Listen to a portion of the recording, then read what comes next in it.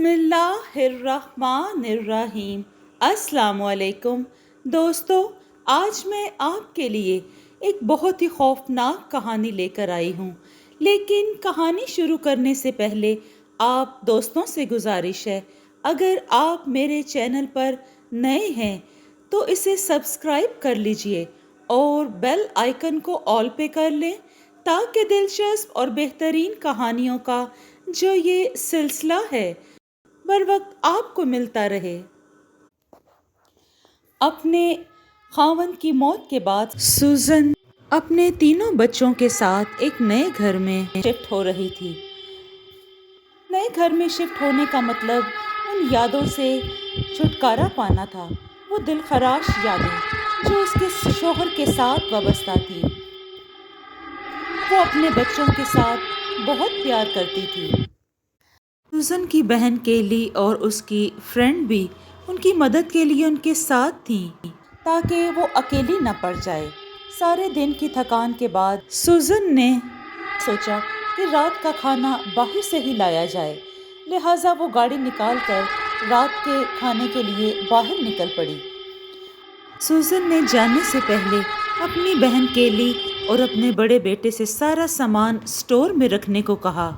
केली और उसके भांजे ने सारा एक्स्ट्रा सामान 2 बड़े डब्बों में भरा और उन्हें ले जाकर स्टोर में रखने की गर्ज से नीचे बेसमेंट की तरफ चल दिए। वो दोनों जब सामान रखकर वापस पलट रहे थे तो केली का पाँव किसी चीज़ से टकराया और वो गिर पड़ी। क्रिस ने फौरन अपनी आंटी को उठाया तो उन्हें धाड़ से दरवाज़ा खुलने की आवाज़ सुनाई दी। पीछे मुड़कर देखा तो ज़मीन पर एक लिवर मुड़ा हुआ पड़ा था, जिससे पाँव अटकने से वो नीचे गिर गई थी। वो समझ चुका था कि आंटी के गिरने की वजह और दरवाज़ा खुलना इसी रॉड की वजह से था, लिहाजा वो दोनों उस दरवाजे की तरफ बढ़े। उन्होंने दरवाज़ा खोल कर देखा तो मज़ीद सीढ़ियाँ के नीचे बेसमेंट की तरफ जा रही थी, यानी कि उस बेसमेंट के अंदर एक और बेसमेंट मौजूद थी। वो दोनों सीढ़ियों के रास्ते चलते हुए बेसमेंट में उतर गए।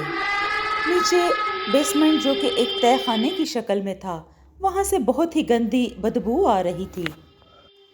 हर तरफ गंदी बदबू फैलने की वजह से वहाँ पर सांस लेना भी मुश्किल हो रहा था। क्रिस ने टॉर्च से इधर उधर देखना चाहा। मोबाइल की टॉर्च में उन्होंने देखा कि कमरे के बिल्कुल वस्त में एक लकड़ी का बड़ा सा संदूक रखा हुआ था और उस बॉक्स पर एक बड़ा सा ताला लगा हुआ था। क्रिस को तशवीश हुई, इस बॉक्स में क्या है, और उसने आंटी के कहने पर उस ताले को एक बड़ी सी रॉड की मदद से तोड़ डाला। उस बॉक्स के अंदर चंद किताबें, वीडियो कैसेट्स और एक और बॉक्स था। आलिया जो कि हिस्ट्री की स्टूडेंट थी, बुक और छोटे से बॉक्स को देखकर बहुत एक्साइटेड हुई, क्योंकि उसे हिस्ट्री के बारे में जानने का बहुत शौक था। हिस्ट्री से वो बहुत ज़्यादा लगाव रखती थी। वो खुश इसलिए भी थी कि वो इस पर एक बड़ा सा प्रोजेक्ट बना सकेगी। केली के कहने पर क्रिस ने वो वुडन बॉक्स पकड़ा और उठाकर ऊपर अपने कमरे में ले गए।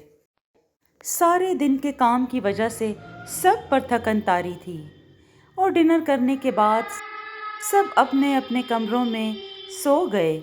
केली वापस जाना चाहती थी कि क्रिस ने ये कहकर रोक लिया कि हम दोनों ने उस बॉक्स को निकाला है, क्यों ना हम दोनों पहले उसकी जांच पड़ताल कर लें, उसमें क्या है और किस किस्म की किताब है और उन कैसेट्स में शायद कोई राज छुपा हो। इसीलिए तो वो तह खाने के अंदर ताले में रखा गया था। ये सुनकर केली को भी काफ़ी तजस्सुस हुआ।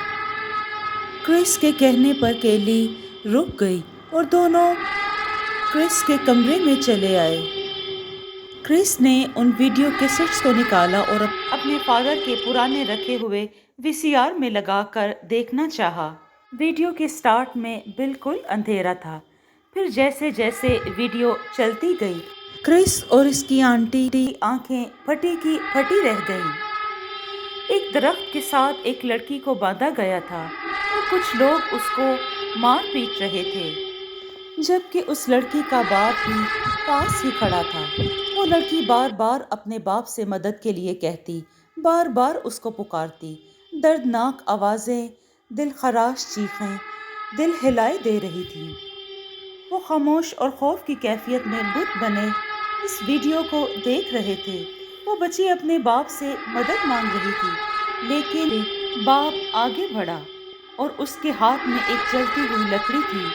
اس نے اپنی بیٹی کے کپڑوں کو آگ لگا دی اور وہ لڑکی اسی درخت سے بندھی زندہ جل کر مر گئی تھی۔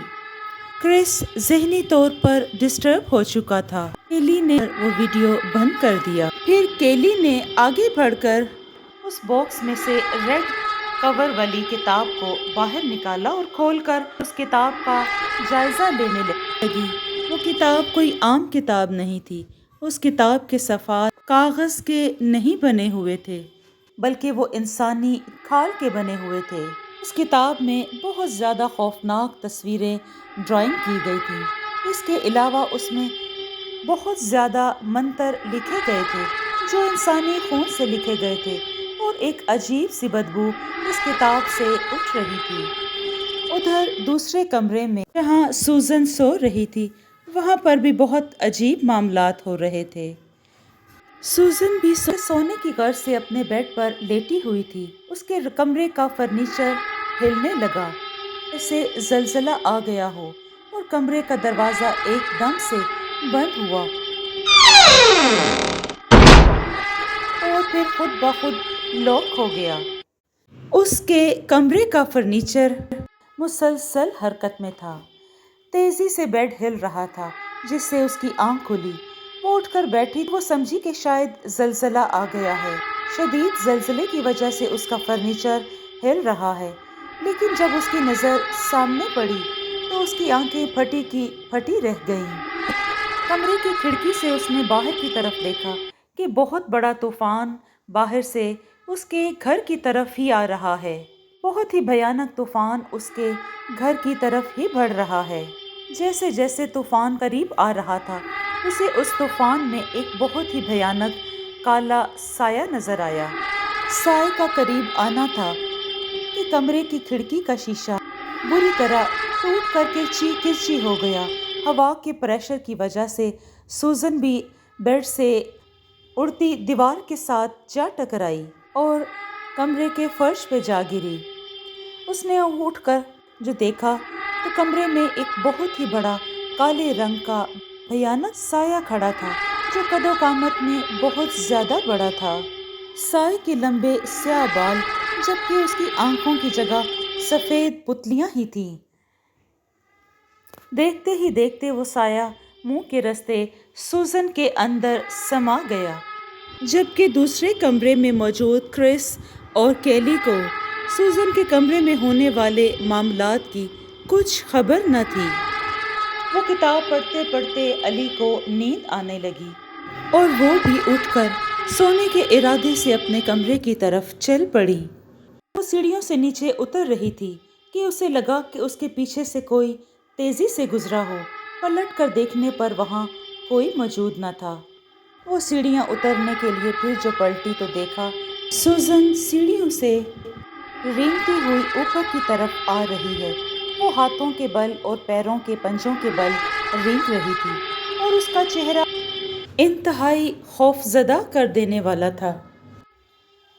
عالیہ نے جب بہت ہی پیار سے سوزن کو پکارا، سوزن، سوزن، سوزن، تمہیں کیا ہو گیا ہے اور تم اس طرح سے سیڑھیوں پر کیوں چڑھ رہی ہو؟ سوزن کے چہرے کی رگیں پھول چکی تھیں اور وہ اس طرح سانس لے رہی تھی کہ جیسے پھنکار رہی ہو۔ وہ بغیر پلکیں جھپکائے غصے سے گھور رہی تھی۔ سوزن نے آگے بڑھ کر کیلی کی گردن کو دونوں ہاتھوں سے دبوچا اور بری طرح سے مروڑنے لگی۔ عالیہ بغیر آواز نکالے مر چکی تھی۔ اوپر الیانا اور جیا اپنے کمرے میں سو رہی تھی۔ ان آوازوں سے اس کی آنکھ खुल चुकी थी। वो आवाज़ों के ताक़ुब में अपने कमरे से निकलती हुई नीचे हॉल में आ गई। नीचे उतरने के लिए जब वो सीढ़ियों तक पहुंची, सीढ़ियों का मंजर देखकर उसकी रूह तक कांप गई थी।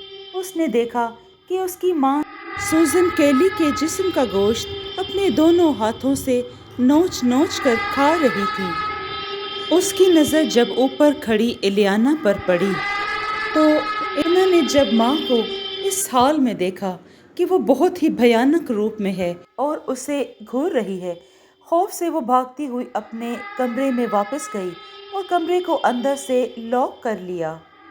इलियाना ने जिया को उठाया और उसे कहा कि मम्मा को कुछ हो गया है, लेकिन तुम्हें बिल्कुल भी नहीं घबराना और बिल्कुल खौफजदा नहीं होना। इलियाना ने कमरे का दरवाज़ा थोड़ा सा खोलकर बाहर झांका, लेकिन बाहर कोई भी ना था। इलियाना ने अपनी छोटी बहन जिया का हाथ पकड़ा और तेजी से घर से बाहर भागने के लिए दौड़ी। दरवाजे पर पहुंचने ही वाली थी, उनकी माँ सूजन ने जंप लगाया और दोनों को पकड़ लिया। इलियाना ने जिया के हाथ को छोड़ा और उसे जल्दी से कहीं छुप जाने को कहा। सूजन ने इलियाना को पकड़ लिया और वो उसका गला दबाने ही वाली थी कि क्रिस ने पीछे से उसे गुलदान दे मारा। क्रिस नहीं जानता था कि वो उनकी माँ सूजन है। वो ये समझा कि शायद कोई घर में चोर घुस आया है और उसने इलियाना पर हमला कर दिया है। सर पर चोट लगने से सूजन बुरी तरह बुखला उठी थी। अचानक उसके मुंह से काला धुआं बाहर निकला और वह धुआं हवा में तहलील होकर गायब हो गया। सूजन एकदम से नीचे गिरी और बेहोश हो गई। इलियाना को कुछ समझ नहीं आ रही थी कि ये सब क्या हो रहा है। तभी क्रिस ने उसे उस बॉक्स और रेड कवर वाली बुक के बारे में बताया जो उन्हें बेसमेंट से मिला था। इलियाना ने उस वीडियोस और बुक को जलाने की कोशिश भी की। बार बार आग लगाने के बावजूद उन चीज़ों पर आग का कोई असर न हो रहा था, वो बिल्कुल भी न जली। फिर इलियाना ने बगैर कुछ सोचे उसे बॉक्स में डालकर उन चीज़ों को बॉक्स के साथ ही दरिया में बहाने चली गई और दरिया में बहाकर वापस आ गई। अब वो पुरसुकून थी कि उसने सब ख़त्म कर दिया है, जिसकी वजह से घर में खौफनाक मसाइल और वाक़यात हो रहे थे। सूजन को बहुत देर से होश आया। वो बिल्कुल पहले जैसी ही थी, लेकिन उसे कुछ भी याद नहीं था कि पिछली रात क्या हुआ है। फिर अगले दिन पुलिस ने उसे जिया के कत्ल के केस में गिरफ्तार कर लिया। इलियाना बच्चों को अपने साथ लेकर चली गई और वो नया घर जिसमें वो कुछ दिन पहले ही शिफ्ट हुए थे, वो घर उन्होंने अब हमेशा हमेशा के लिए छोड़ दिया। घर से बाहर निकलते हुए क्रिस ने पीछे मुड़कर देखा। वो देख रहा था कि ये वही दरख्त है जो उसने वीडियो में देखा था, जिसके साथ लड़की को बांधकर तशद्दुद करने के बाद उसे जला दिया गया था। अली ने इस बात पर कुछ खास ध्यान नहीं दिया। कौन थी वो लड़की और क्या था उसका राज? क्रिस ये सब कुछ जाने बगैर इलियाना के साथ वो घर हमेशा के लिए छोड़कर चला गया। सूजन को जेल होने के बाद इलियाना जिनी और क्रिस को अपने साथ घर ले गई, एक दूसरे नए घर में।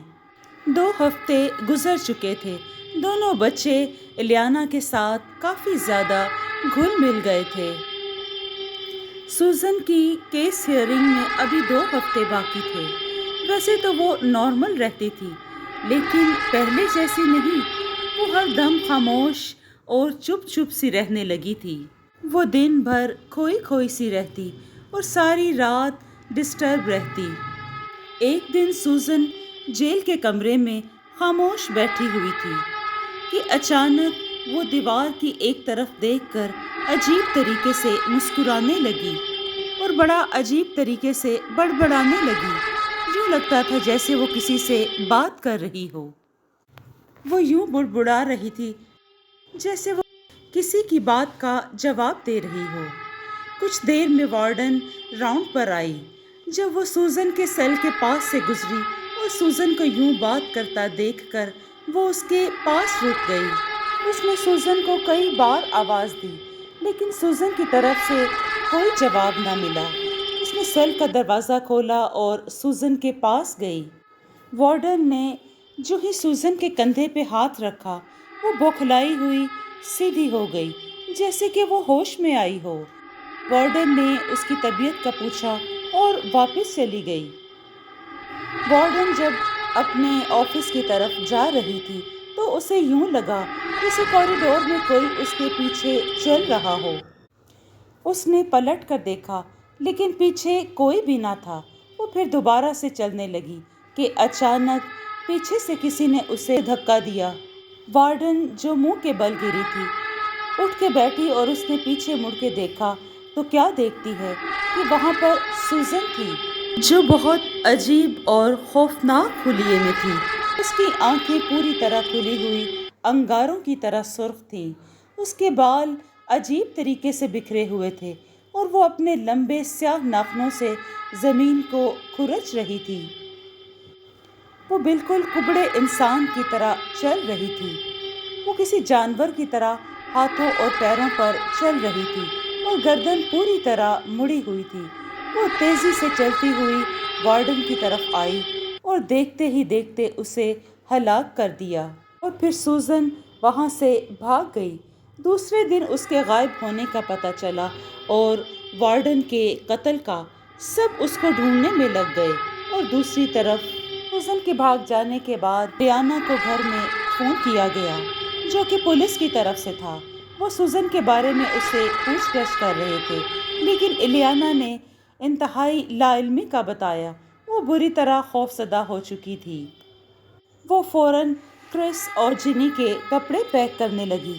اس نے سوچ لیا تھا کہ جب تک سوزن گرفتار نہیں ہو جاتی وہ دونوں بچوں کو شہر سے کہیں دور لے جائے گی، کیونکہ وہ نہیں چاہتی تھی کہ اس پاگل پن میں وہ اپنی ماں کی طرف سے کوئی ناقابل تلافی نقصان اٹھائیں۔ الیانا جب جینی کو پک کرنے اس کے اسکول پہنچی تو پتہ چلا کہ سوزن اس کو پہلے سے ہی وہاں سے لے جا چکی ہے۔ اس نے کرس کو ساتھ لیا اور دوبارہ سوزن کے پرانے گھر میں پہنچ گئی جہاں پر ان خوفناک معاملات کی شروعات ہوئی تھی۔ کرس نے اندر جانے سے منع کر دیا کیونکہ وہ کافی خوفزدہ تھا۔ الیانا نے اسے گاڑی میں بیٹھے رہنے کا کہا اور خود گھر کے اندر داخل ہو گئی۔ الیانا کے ہاتھ میں کرس کی ہاکی اسٹک تھی اور وہ جیا کو پورے گھر میں تلاش کر رہی تھی۔ اس نے پورا گھر چھان مارا لیکن سوزن اور جیا کہیں بھی نہ ملے۔ جاتے جاتے اس کا دھیان ڈائننگ ٹیبل کی طرف گیا۔ اسے وہاں پر وہی ووڈن باکس نظر آیا جسے الیانا دور کسی دریا میں بہا کر آئی تھی۔ وہ وہاں موجود تھا، ٹیبل پر، بغیر کسی نقصان کے۔ الیانا اس کو صحیح سلامت دیکھ کر بوکھلائی کیونکہ وہ اس کو دریا میں پھینک کر آئی تھی کہ اچانک اسے بیسمنٹ سے جیا کے چیخنے کی آواز سنائی دی۔ الیانا تیزی سے بیسمنٹ کی طرف گئی۔ اچانک سے شام کا موسم بدلنے لگا۔ ہر طرف اندھیرا چھا گیا کہ جیسے طوفان آنے لگا ہو اور گھن گرج کے ساتھ ابھی بارش شروع ہو جائے گی۔ گاڑی میں بیٹھا ہوا کرس یہ سب دیکھ رہا تھا اور وہ بری طرح سے خوفزدہ تھا اور اس کی نظر بار بار لان میں لگے اس درخت پر جا رہی تھی جس کے ساتھ ایک معصوم لڑکی کو باندھ کر جلا دیا گیا تھا۔ اچانک سے تیز بارش شروع ہو گئی اور بجلی کڑکنے لگی۔ بجلی کی چمک سے اسے اس درخت پر ایک لڑکی کی لاش بندھی ہوئی دکھائی دی۔ یہ وہی لڑکی تھی جو اس نے ٹیپ ریکارڈر میں دیکھی تھی۔ اس کو اپنا خون جمتا ہوا محسوس ہوا۔ اس بری طرح خوف سے ڈرا سہما بیٹھا ہوا تھا۔ غور کرنے پر اس نے نوٹ کیا کہ گاڑی کے شیشوں کو کوئی بری طرح سے پیٹ رہا ہے۔ دوسری طرف الیانا جیسے ہی بیسمنٹ میں پہنچی اس نے دیکھا کہ سوزن کچھ نوچ نوچ کر کھا رہی تھی۔ تھوڑا سا قریب ہونے پر ایلیانا نے دیکھا کہ سوزن اپنی ہی بیٹی جیا کا گوشت نوچ نوچ کر کھا رہی تھی۔ یہ سب دیکھنے کے بعد ایلیانا کا جسم تھر تھر کانپ رہا تھا۔ وہ دبے قدموں پیچھے ہٹ رہی تھی باہر بھاگنے کے لیے۔ جیسے ہی وہ پیچھے ہٹی، سوزن نے گردن گھما کر اس کی طرف دیکھا۔ اس کا چہرہ انتہائی خوفناک تھا۔ اس کے چہرے کو دیکھ کر یوں لگتا تھا کہ جیسے وہ اس کی سسٹر سوزن نہیں، بہت ہی بھیانک کوئی ڈائن ہو جو انسانی گوشت نوچ نوچ کر کھا رہی تھی۔ تب بھی سوزن کو اپنی طرف بڑھتا دیکھ کر ایلیانا نے اپنے ہاتھ میں پکڑی ہوئی ہاکی سوزن کے سر پر دے ماری، لیکن اس کے باوجود سوزن کو کچھ نہ ہوا۔ ہاکی سے جس زور سے اٹیک کیا تھا، اس کی کھوپڑی کو چٹک جانا چاہیے تھا، لیکن وہ بدستور اس کو گھورے جا رہی تھی، اور پھر وہ اچانک سے بری طرح ہنسنے لگی، انتہائی بھیانک قہقہے لگانے لگی۔ اب ایلیانا کے پاس بھاگنے کے علاوہ اور کوئی چارہ نہ تھا۔ اس نے دیکھا کہ کرس کار میں تھا ہی نہیں۔ دائیں بائیں تلاش کرنے پر اسے کرس درخت کے ساتھ بندھا ہوا پایا۔ ڈھونڈنے پر اس نے دیکھا کہ کرس اس گھنے درخت کے ساتھ بندھا ہوا تھا۔ ایلیانا تیزی سے کرس کی طرف گئی تاکہ اس کا رسہ کھول سکے۔ کرس درخت کے ساتھ بندھا ہوا بے ہوش تھا۔ جیسے ہی ایلیانا نے اپنا ہاتھ آگے کیا، کرس نے اپنی آنکھیں کھول دیں۔ اس نے ایک دم سے ایلیانا کا گلا پکڑ لیا اور اس کو دبانے لگا۔ وہ ایلیانا کا گلا دبا ہی رہا تھا کہ پولیس کی کار گھر کے اندر داخل ہوئی۔ جہاں پہنچنے کے بعد ایلیانا نے پولیس کو کال کر دی تھی۔ وہ سوزن کے پہلے والے گھر میں جا رہی ہے۔ ممکن ہے کہ سوزن وہاں چھپی ہو۔ پولیس نے ایلیانا کو کرس کے ہاتھوں سے چھڑوایا۔ پولیس نے کرس کو قابو کرنے کی کوشش کی تو وہ بہت بری طرح سے چلایا اور پھر بے ہوش ہو گیا۔ ایلیانا نے پولیس کو سوزن کے بارے میں بتایا۔ پولیس فوراً کی بیسمنٹ میں گئی اور انہوں نے گولی کے فائر سے اسے مار ڈالا۔ کرس کو فوراً ہاسپٹل لے کے جایا گیا، لیکن وہ بچ نہ سکا۔ ایلیانا کا دل بری طرح سے ٹوٹ چکا تھا۔ وہ بہت دکھی تھی۔ اس نے اپنی بہن اور دونوں بچوں کو کھویا تھا۔ اس گھر کے متعلق معلومات حاصل کرنے کے لیے ایلیانا نے اڑوس پڑوس کے لوگوں سے جا کر پوچھا تو پتہ چلا کہ اس گھر میں ایک لڑکی پر ڈائن کا سایہ ہو گیا تھا۔ وہ لوگوں کے بچوں کو اٹھا لاتی اور انہیں کھا جاتی تھی۔ جب اس بات کا پتہ لڑکی کے باپ کو پتہ چلا، اس نے فادر کے کہنے پر اس لڑکی کو جلا دیا تھا اور اس بدروح کو اس ووڈن باکس میں قید کر دیا تھا۔ یہ وہی ووڈن باکس تھا جسے ایلیانا اور کرس نے کھولا تھا، جس سے وہ بدروح آزاد ہو چکی تھی، اور دوبارہ سے وہی اس نے بھیانک کھیل شروع کر دیا تھا۔ ایلیانا نے اپنا شہر بدل لیا تاکہ وہ ان خوفناک اور دکھ بھری یادوں سے اپنا پیچھا چھڑا سکے، اور اس گھر کو بھی بند کر دیا گیا۔ وہ خوفناک ووڈن باکس آج بھی اسی گھر میں موجود ہے۔ جی دوستو، آپ کو یہ کہانی کیسی لگی؟ اگر آپ کو یہ کہانی پسند آئی ہے تو اس کو لائک اور شیئر کیجیے، اور کمنٹ میں اپنی رائے کا اظہار ضرور دیں۔ خوش رہیں، اپنا اور اپنوں کا بہت سا خیال رکھیں۔ شکریہ۔